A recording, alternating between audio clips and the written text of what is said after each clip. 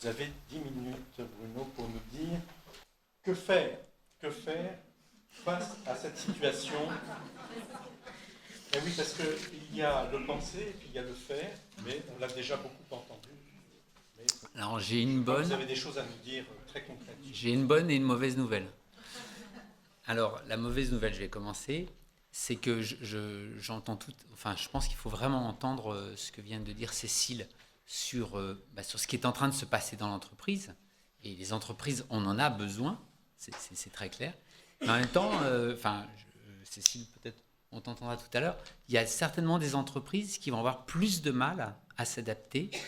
Comme le disait tout à l'heure Clémence, quand on dit que si on dépasse la consommation de 20% des réserves connues, ce n'est pas des réserves fantasmées, des réserves connues de pétrole et de charbon, on passe au-delà des 2 degrés. Et on peut imaginer que les entreprises dont le business est essentiellement de produire du pétrole ne sont pas vraiment prêts à s'asseoir sur 80% de leur richesse. Moi, c'est une question que je me pose toujours. Si on prenait vraiment au sérieux dans le monde économique cette donnée-là, mais il me semble que les actions de Total devraient s'effondrer, puisque c'est leur richesse. Donc ça veut dire que le combat va être rude, et je dirais que c'est notre combat, parce que malheureusement, ce qu'on peut constater aujourd'hui, c'est que les pouvoirs politiques ne sont pas très, je ne sais pas, sont un peu frileux, on va dire, sur cette question-là. Alors la bonne nouvelle, c'est qu'il y a des solutions et il y a des gens qui s'y sont engagés. Et je vais vous citer le cas du Danemark. Le Danemark, dans les années 90, s'est engagé dans la transition énergétique, avec comme objectif 2050, zéro CO2 dans l'atmosphère. C'est un petit peu à cause de l'aviation, parce qu'il y a quand même des avions qui vont continuer à atterrir à Copenhague. En 2002, un gouvernement de droite prend le pouvoir et dit tout ça, ça ne nous intéresse pas. Et remettre totalement en cause ce projet. Et puis, 6 ans plus tard, le même Premier ministre, qui avait dit voilà, je m'assois dessus, il revient devant les électeurs en disant on a eu tort. En fait, c'est le bon projet. Et actuellement, le Danemark est sur une pente pour aller vers uniquement de l'énergie renouvelable, se passer totalement d'énergie fossile. Ça, c'est quand même une bonne nouvelle. Et Clémence me disait que pour Copenhague, c'est 2025, donc c'est très proche. Donc ça veut dire que c'est faisable et qu'il y a des solutions, même si il ne faut pas oublier ce que j'ai dit juste avant. Alors, je vais essayer d'être un peu rapide. En matière d'énergie, souvent, il y a une forme de confusion dans l'opinion publique. On parle sans arrêt du solaire et de l'éolien. Alors, ce qu'on montre dans le livre, et puis vous vous référez, si ça vous intéresse, ces questions vous intéressent, au scénario Négawatt, qui est le scénario français sur lequel, qui permettrait à la France de sortir d'énergie carbonée. Il y a aussi le scénario de l'ADEME, mais qui n'est pas encore publié, puisque l'ADEME est une agence de l'État et que l'État met un peu de temps à le publier. Donc, en fait, ce scénario montre que négawatt, pourquoi watt, c'est la puissance, c'est l'énergie, néga, c'est la négation. C'est-à-dire que la première source d'énergie renouvelable, c'est l'énergie que nous ne consommerons pas. Et c'est d'abord par là que passera la transition énergétique. Alors, l'énergie que nous ne consommerons pas parce que nous allons isoler les bâtiments, parce que nous devons transformer nos modes de transport. Hein, et c'est là où on se pose des questions quand on voit que dans la loi Macron, on va prôner l'écart et qu'on décide dans le même instant de ne pas rénover les petites lignes de chemin de fer. C'est totalement absurde. C'est en contradiction totale avec les engagements annoncés de François Hollande par rapport à la COP21. J'avais un autre exemple qui m'est passé, mais ça me reviendra comme autre exemple un peu... Si, bien sûr. C'est le fait que le gouvernement a décidé de renoncer à toute taxation du carbone. alors que des candidats aux élections régionales se proposaient de faire une taxe carbone par région, non, le gouvernement a dit niet, terminé. Alors que d'autres pays à côté, l'Allemagne, la Suède, ont une taxe carbone, la Suède depuis longtemps. Voilà. Donc, révolution dans le transport. Le scénario des gigawatts dit par exemple qu'il faudra éliminer très clairement les avions sur une courte distance. C'est-à-dire plus d'avions en France. Parce que voilà, il y a d'autres moyens de transport et ça n'a pas de sens d'utiliser un avion. L'avion, il consomme énormément au décollage et à l'atterrissage. Plus vous faites un petit saut et plus votre bilan CO2 se détériore. Voilà. Ensuite, il y a les énergies renouvelables. Les énergies renouvelables, l'éolien, le solaire, la biomasse, la géothermie, etc. Alors, l'argument de dire « Ah oui, mais toutes ces énergies, alors le vent ne souffle pas toujours, il n'y a pas toujours de soleil, surtout ici, bon, etc. » Alors, c'est là où la technologie entre en ligne de compte. Et c'est là où on en a besoin. Et on a besoin donc des entreprises qui vont mettre en œuvre ces technologies. C'est que dans le scénario du Danemark, ils ont le même problème. Mais qu'est-ce qu'ils font ? Ils mettent en place des systèmes intelligents qui font que, on va débrancher les voitures électriques qui sont en train de se charger pour permettre aux hôpitaux de continuer à avoir de l'électricité quand il n'y a plus de soleil ou quand il n'y a pas assez de vent. Quand il y a trop de vent, trop de soleil, on va chauffer de l'eau, nous on pourrait remonter l'eau dans les barrages, c'est ce qu'on fait déjà, de toute manière. Voilà. Donc en fait, ce qu'il faut comprendre, c'est que cette révolution énergétique, c'est pas l'éolien et le solaire. C'est quelque chose de complexe, mais qu'on est capable de faire. Mais pour ça, il faut de la volonté politique. Puis il faut autre chose aussi, il faut investir. Il faut donc de l'argent. Il faut en trouver de l'argent. Et c'est là, encore une fois, où on ne comprend pas, on voit les contradictions énormes du gouvernement français, mais de l'Europe en général. Une des ressources possibles pour ça, ce serait les taxes sur la transaction financière, c'est-à-dire taxer à chaque fois qu'il y a des transactions financières, celles dont je parlais tout à l'heure, là, qui sont dans la démesure, qui pourraient rapporter des milliards, je n'ai plus les chiffres en tête. Récemment, là, le commissaire européen a annoncé que c'était reporté parce qu'ils avaient 23 points de désaccord. Il n'en reste plus que 3. On était avec Philippe Lamberts, qui est député européen vert, vendredi ensemble. Il nous a dit, vous savez, vous ne faites pas d'illusions, c'est 3 points de désaccord pour savoir comment ils vont l'enterrer.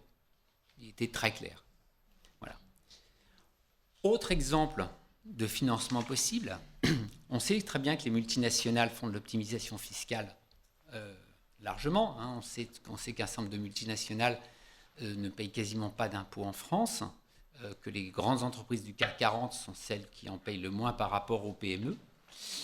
L'idée, la proposition du collectif Roosevelt, c'était de mettre en place un impôt européen qui pourrait rapporter, Philippe Lamberts nous disait, c'est pas des dizaines de milliards, mais c'est des centaines, voire des milliers de milliards de dollars au niveau européen, et qui obligerait les multinationales à payer des impôts. Là encore, pourquoi on ne le fait pas ? Pourquoi on ne le fait pas ? C'est sûr que c'est compliqué, je ne dis pas que c'est simple. Mais ça n'empêche que c'est l'une des premières mesures que Roosevelt a mis en place quand les États-Unis étaient en pleine déroute en 1933 pour éviter le dumping fiscal entre les États américains. C'est l'une des premières mesures qu'il a faites. Voilà. Et tout ça, je vais un peu rapidement parce que le temps passe, mais il y a d'autres exemples de sources de financement possibles pour financer la transition. Alors, il y a ce que peut faire le gouvernement, il y a aussi ce que nous pouvons faire comme citoyens. Et il ne faut pas négliger ces pistes-là, pour 2 raisons. D'abord, parce que chacun doit prendre sa part. Ça me semble absolument logique. On ne peut pas critiquer les grandes entreprises si nous-mêmes, nous n'entrons pas dans ce nouveau monde que nous souhaitons. Très concrètement, puisque j'étais sur l'énergie, je vais en citer 2. Il y a une coopérative qui s'appelle Enercop, qui produit de l'électricité d'origine uniquement renouvelable. Je fais un appel ce soir, allez voir sur leur site. Vous allez payer un petit peu plus cher votre électricité, mais vous avez la garantie que cette électricité est d'origine renouvelable. C'est un geste important. Et eux, ils garantissent qu'ils ne prendront pas plus de clients que ce qu'ils peuvent produire. Moi, je pense qu'économiquement, c'est intéressant parce que on n'aborde pas la question du nucléaire, mais les centrales nucléaires, la sécurisation des centrales nucléaires, ça va coûter très très cher. Voilà. Autre exemple aussi, si vous avez quelques économies, eh bien, il y a une entreprise qui s'appelle Énergie Partagée, qui vous propose eh bien, d'investir votre argent dans la production d'énergie renouvelable. Et là, en ce moment, ils font une campagne. Il y a 6 projets qui sont vraiment très intéressants dans les territoires en France, donc de citoyens qui sont en train de mettre en place des coopératives pour produire de l'énergie renouvelable. Ce sont des coopératives. Pourquoi j'insiste là-dessus ? En Allemagne, la transition énergétique, la production d'énergie renouvelable, ce sont essentiellement des coopératives de citoyens qui l'ont fait. Et au Danemark, c'est la même chose. Les grosses entreprises, en Allemagne, il y a 4 grosses entreprises de production d'énergie, d'accord, 4 EDF si vous voulez. Elles ont bien entendu investi dans l'énergie renouvelable, mais je crois que j'ai plus en tête les chiffres, mais je crois que c'est les 2/3, voire peut-être même les 3/4 de l'énergie qui sont produites par des coopératives. Et vous comprenez bien l'intérêt, c'est qu'une coopérative, son objectif, ce n'est pas de produire de l'énergie, de produire toujours plus de l'énergie, c'est de produire l'énergie dont on a besoin. Et il y a un article dans une excellente revue, la revue Durable, que je vous conseille, vraiment qui est très intéressante, qui explique que dans un village, alors je crois en Allemagne, les gens se plaignaient du bruit de l'éolienne. Ils ont discuté, puis ils se sont dit, on va couper les éoliennes la nuit, mais on va réduire notre consommation. Comment on va faire ? Voilà. Et on voit bien que là, on se retrouve dans, pour le coup, un gagnant-gagnant, mais intelligent, c'est-à-dire, on a intérêt à réduire notre consommation, parce que de toute manière, produire de l'énergie, il y a toujours des nuisances, d'accord ? Et de produire juste... Je ne dis pas que c'est ça qui va faire la révolution énergétique, mais je dis que c'est un pas que nous, citoyens, dans lequel nous, citoyens, nous devons nous engager. Dernière chose. Là, c'est ce que nous pouvons faire. Maintenant, je pense qu'on a été assez clair pour montrer que les freins pour cette transition sont énormes. On a beaucoup travaillé au collectif Roosevelt sur la séparation des banques, entre banques de finance et banques d'investissement. On a vu qu'en fait, le problème, c'était que les hauts fonctionnaires de Bercy étaient trop proches des cadres de la BNP, quoi. Et on a un petit slogan dans notre bureau. La loi sur la séparation des finances, c'est un petit peu comme si on avait demandé aux évêques de faire la loi de séparation de l'Église et des États. Voilà. Donc voilà. Donc l'État, manifestement, on va dire, j'ai dit tout à l'heure, est frileux. Voilà, je préfère dire comme ça. Donc c'est à nous, les citoyens, de lui montrer que nous, on n'est pas d'accord. Et qu'on ne marchera pas, que là, l'enjeu est trop fort, que le climat ne négocie pas, lui. Et donc, qu'il faut faire cette transition. Et il y a une chose qui est essentielle. Nicolas Hulot, qui est conseiller spécial du président de la République concernant l'écologie, disait dans une interview récemment, tous les jours, je dis à François Hollande, le traité transatlantique de commerce, de TAFTA, il ne faut pas le faire. Vous ne pouvez pas faire la transition avec ça. Et le journaliste lui dit, et qu'est-ce qu'il dit ? Il ne répond rien. Voilà. Alors, lutter contre le TAFTA, c'est une manière de lutter contre le changement climatique. C'est une manière d'entrer dans autre chose, ce que nous a présenté Dominique Méda et Cécile Renoir. Lutter contre le TAFTA, c'est essentiel. Puis il va y avoir les mobilisations citoyennes. Donc là, je n'ai plus trop les dates en tête. Il y a le 26-27 septembre, Place de la République, Alternativa, le festival de toutes les alternatives, tout ce qu'on peut faire, tout ce qui est possible de faire. Voilà, ça va être une grande fête. Ce ne sera pas triste, je vous conseille d'y aller. Il va y avoir aussi la grande marche pour le climat, le 29 novembre, je crois, je ne sais plus très bien. Je disais l'autre jour qu'il faudrait qu'on soit 4 millions dans la rue, quoi, 4 millions de Français. Que c'est aussi important que Charlie, d'accord ? Et même peut-être plus important, j'ose le dire. Il faudrait qu'on soit 4 millions et je pense que, j'espère, que s'il y a cette mobilisation citoyenne, les gouvernements se sentiront tellement ridicules de ne pas faire le pas qu'il faut que ça les poussera à le faire. Mais ce n'est pas gagné. Et un critère, François Hollande a dit à sa conférence de presse qu'il y a un critère, ça va être le financement. Il a raison. Il y a un fonds vert qui doit permettre d'aider les pays en voie de développement pour faire leur transition énergétique. Le montant du fonds vert, il est de 100 milliards de dollars, était fixé à 100 milliards de dollars. J'ai entendu récemment qu'il c'était monté à 50 milliards. Je crois qu'on est arrivé à 50 milliards. Enfin, moi, j'avais 10 milliards en tête. Hein. Voilà. Ça va être un critère. Il va falloir écouter combien les pays développés vont mettre dans son verre. Mais vous vous rendez compte, à 2 mois de la conférence, on en est qu'à 10 milliards. Et je vais encore citer, et je termine après, Nicolas Hulot. Le journaliste lui dit, et la France, il dit, la France va abonder à 1,3 milliard de dollars. Et le journaliste lui dit, et comment ça va être financé? Et Nicolas Hulot dit, je ne sais pas. Voilà. Donc ça veut dire que nous, citoyens, on a vraiment du boulot, quoi. Mais on a du boulot, mais surtout, la pire des choses, ce serait de baisser les bras. Ça va être très dur, on le sait, mais voilà, il faut retrousser les manches. Et j'espère que cette rencontre vous aura donné l'envie de participer à ce combat qui est honorable. Merci Bruno.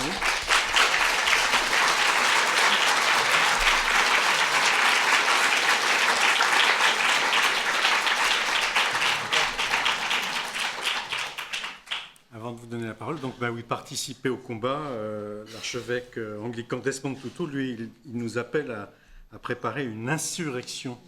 Hein, c'est bien les mots qu'il emploie, c'est pas un irresponsable.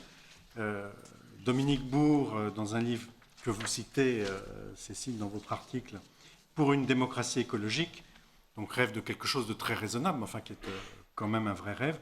Une démocratie écologique viserait à diffuser la fonction politique dans l'ensemble de la société et à accroître l'implication directe des citoyens dans des processus jusqu'alors dominés par le pouvoir des experts ou des élus. Donc là aussi, on est sur cette dimension de la prise de pouvoir par la société civile quand il y a éventuellement défaut des responsables économiques et politiques. Et je crois que ça a parcouru toutes les interventions. Juste un dernier point. Oui, si. Une pétition qui est justement dont le premier signataire est Desmond Tutu. Laissons les fossiles dans le sol pour en finir avec les crimes climatiques. Donc on ne mâche plus les mots. Je vous engage vraiment à signer cette pétition parce que ça fait partie de cette mobilisation. Vous mettez crime climatique dans vos moteurs de recherche. C'est en lien avec le livre qui a été publié en même temps que le vôtre.